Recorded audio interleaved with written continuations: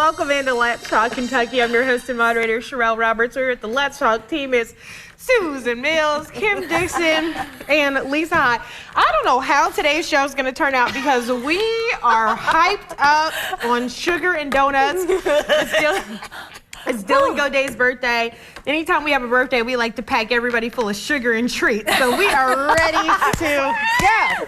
All right, first up. So the weather is going to be really nice, and it's a great time for the Spray Grounds in Lexington to open. The city of Lexington says that Spray Grounds are going to be opening this Saturday. Yay! Yeah, so Charles Young Park, Masterson Station, and Jacobson Park will officially open their Spray Grounds, and then the Jacobson Park boat dock will also be opening.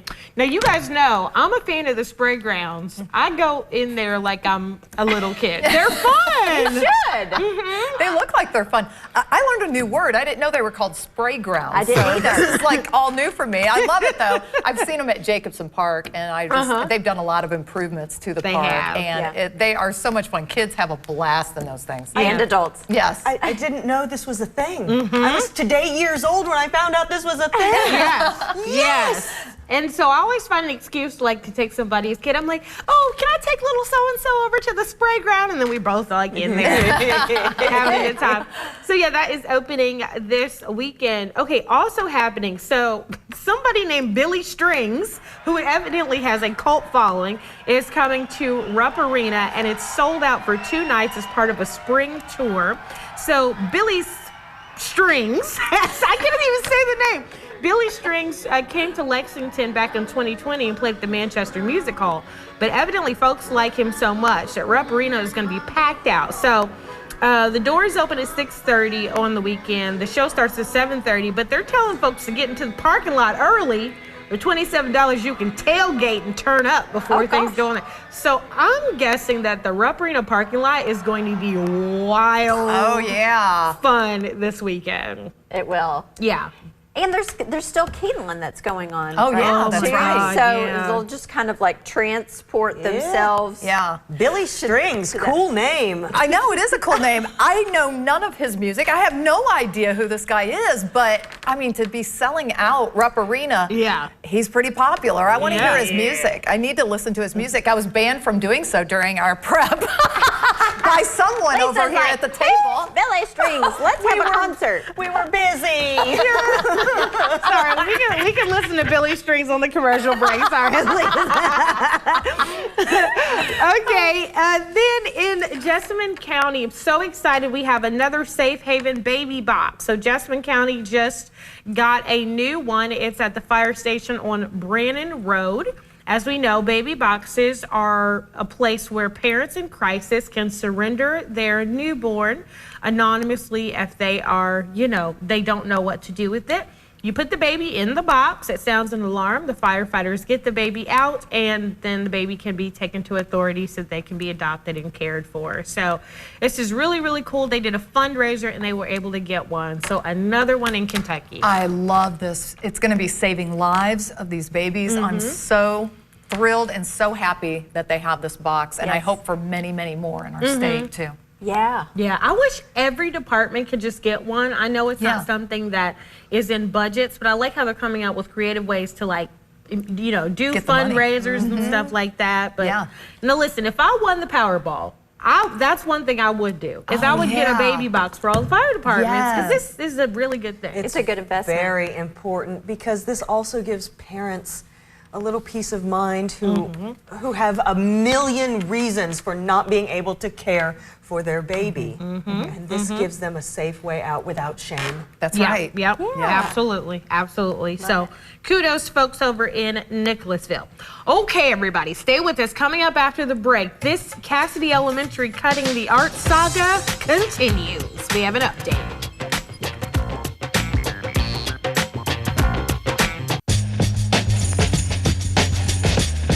Hey everybody, welcome in to Let's Talk Kentucky. It is time for the Countdown Conversation. This is the part of the show where we discuss as many topics as we can in 6 minutes, or as many as we can talk about before we get too fired up to move on to another topic. So, first up, Cassidy Elementary. So we have been talking all week about the fact that the site-based decision-making council made the decision to cut arts, meaning they got rid of the arts teacher because they had a staffing and funding issue and art had to go. So parents found out about this, and boy, oh boy, were they fired up. So last night they had a specially held PTA meeting where the parents got together to discuss what they were going to do about this decision made by the site-based decision-making council. And, you know, it was interesting. So we have a soundbite from a mom about what they are going to do. Let's hear that soundbite. We are creating a curriculum that is going to be available to all students during the class day. We're partnering with local art community members, and they are going to come in once a month and provide an engaging and fun activity for our kids to do during the school day that would have been during their regular specials area time. So that is the solution that the parents have come up with in light of the fact that the site-based decision-making council cut art. Thoughts? So is this, you said it's once a month? That's what they said, once a month. Okay, so I'm just thinking like my son, where he is in elementary school, which is part of the Fayette County Public School System, they have a rotation of specials and stuff. So usually he gets art about once a week, you know, and they work on, it gives them time to work on long projects and stuff. I really wish that they would be able to do that, you know. But I guess this is a good option. It makes me think of how, what you mentioned, that consistency. Think about doing math and addition and subtraction and doing that every day and going through sentence structure every day and learning something and doing it day after day after day. I think once a month, in my opinion, once a week isn't enough. I think children need to be exposed to the arts on a daily basis. And I was really lucky that happened to me in my junior high years. Yeah. I was every day. Wow. So I had a band from 5th grade all the way through the 12th grade. And then I also had symphonic band and jazz band. So I was getting the arts 3 times a day by the time I was in high school.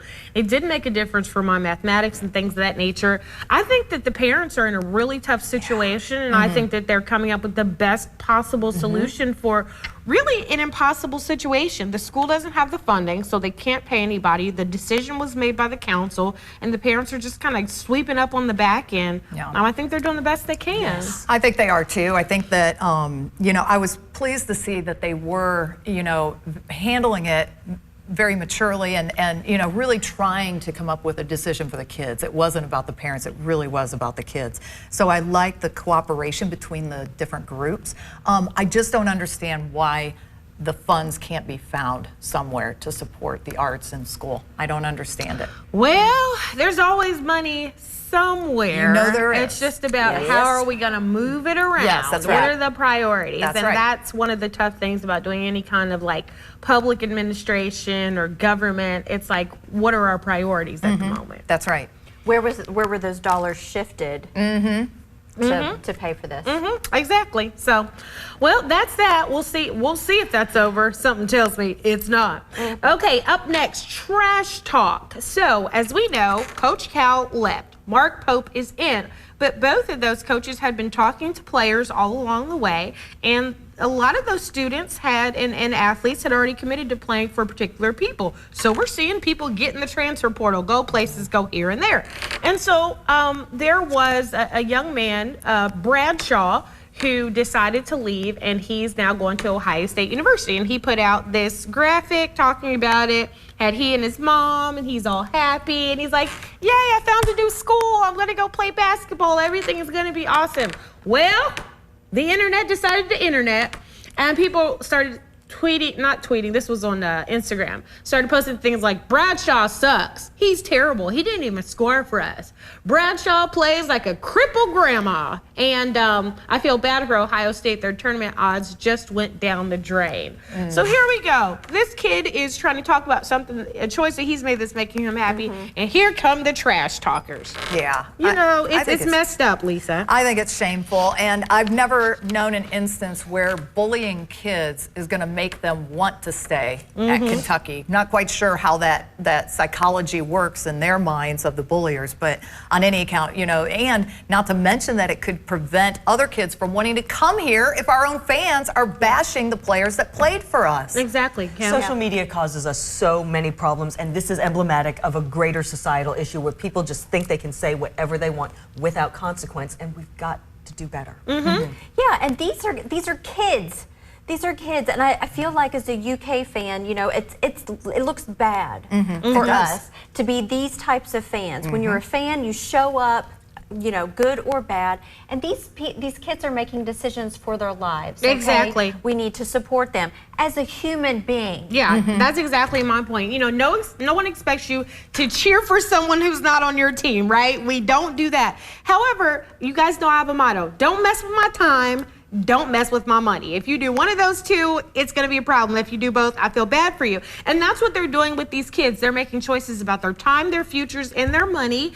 Let them live their lives and mind your business. You don't have to like it, but you don't have to try to bring them down when they're making good choices for themselves. Yes. Right. We're excited for you, Aaron Bradshaw. Yeah, Yes, we love you, Aaron. Bradshaw. Congratulations. Exactly. And for anybody who's making a good choice for their life. Absolutely. Shoot. Good for you. I'm mad. Okay. You get a little fired up there. Okay, everybody, stay with us. Coming up after the break, we're going to tell you about a really fun run called the Break a Leg 5K. I can't even say it. It's so cute. Stay with us.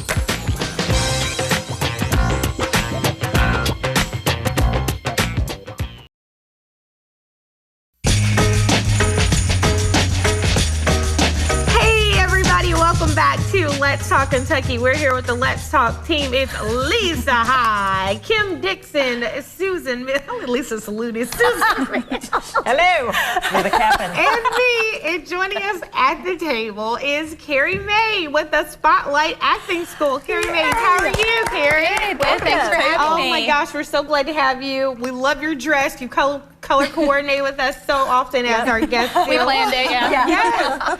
So you are here to talk about the Spotlight Acting School, and I just absolutely love your mission and the way you guys do business over there. So tell us about Spotlight Acting School. Sure. So we are an acting school in Berea, and we primarily serve kids ages 4 to 18. And our main mission is that everyone is accepted, regardless of financial ability. And also a really special thing is that every kid that auditions within that age range is cast automatically. So you don't have to be the greatest singer, you can be a newcomer, but as long as you show up for the audition, then you're accepted and you get a shot on the show. And we have some fun pictures, actually, of the young folks over there at the school. Oh, look at them. What was this one from? This one was from Mean Girls. We just did about a month ago. That was fun. Oh, yeah, and then we have another one. It's a collage. Oh, I love it.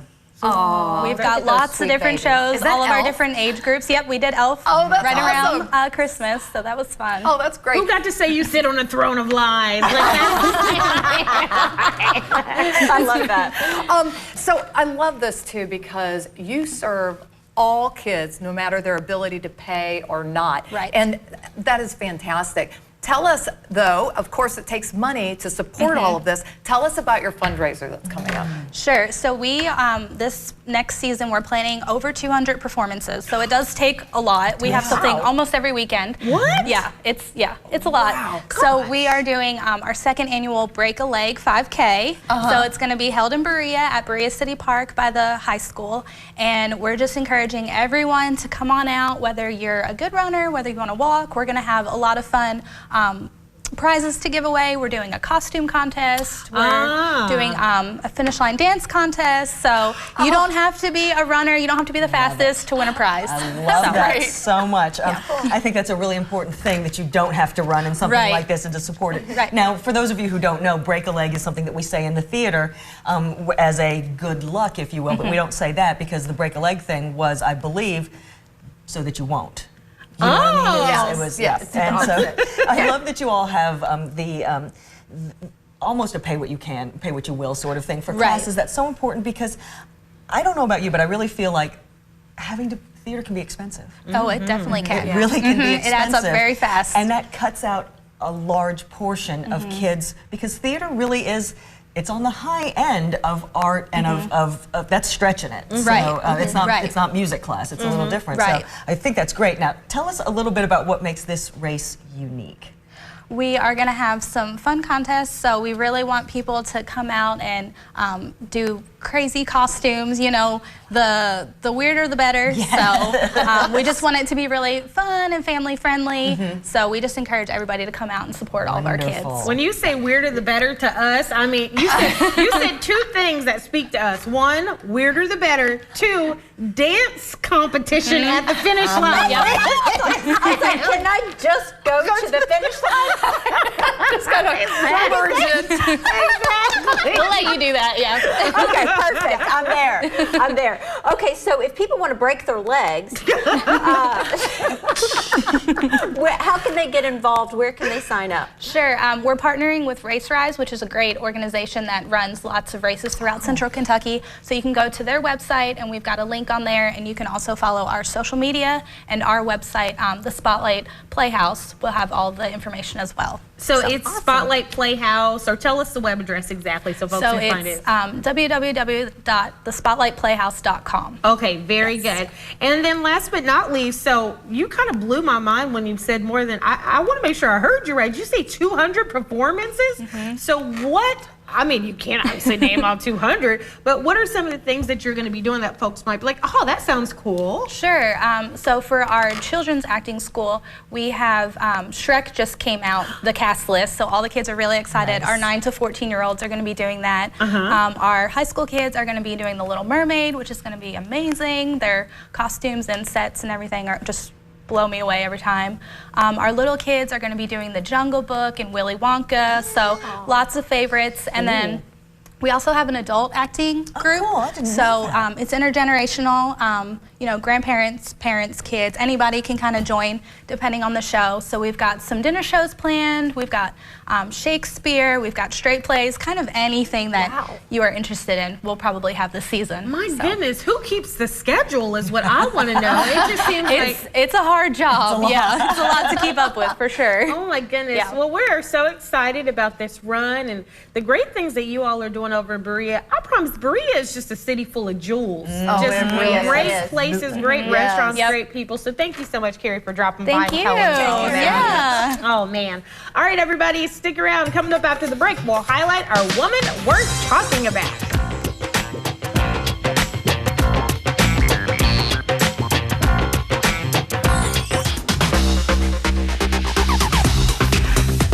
All right, everybody, welcome back. We like to end every show by highlighting a woman we're talking about, and today's woman is Sally Martin. Sally is a creative event planner in Lexington, and she believes that contributing to the world's work starts in the community where you are placed. She's originally from Owensboro, Kentucky, and she moved in Lexington in 2016 to attend the University of Kentucky, where she was really involved in campus life. She graduated with a Bachelor of Arts in Marketing and Media Arts as a social enterprise scholar in 2020. I didn't even know you could be a social enterprise scholar. She decided there was still more to learn, so she stayed to complete her Master's of Public Administration and a certificate in nonprofit management in 2022. And never knowing what her career path would be, she found herself at the Kentucky Castle as their special events manager, where she loves logistics and creative problem solving.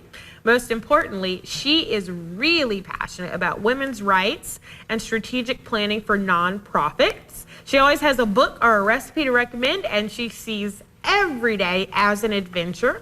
And she is a graduate of the New Leaders Council of Kentucky, which is an organization that connects and trains the next generation of Kentucky leaders and leaders around the country. So congratulations, Sally. You are a woman worth talking about. Good for you. Gosh, what a leader. Yeah. She is. And so young, too, you know, getting out there and doing the thing. But how would you like it to have your work be in a castle every day? I was thinking that, Sherelle. How cool would that be? You're just traipsing around the halls of the castle like you're a medieval princess. It's seriously. Lovely. You like, is business casual there? It's like, don't bring your full gown. Just, you know, just do a little something else. I couldn't imagine. That would be very, very nice.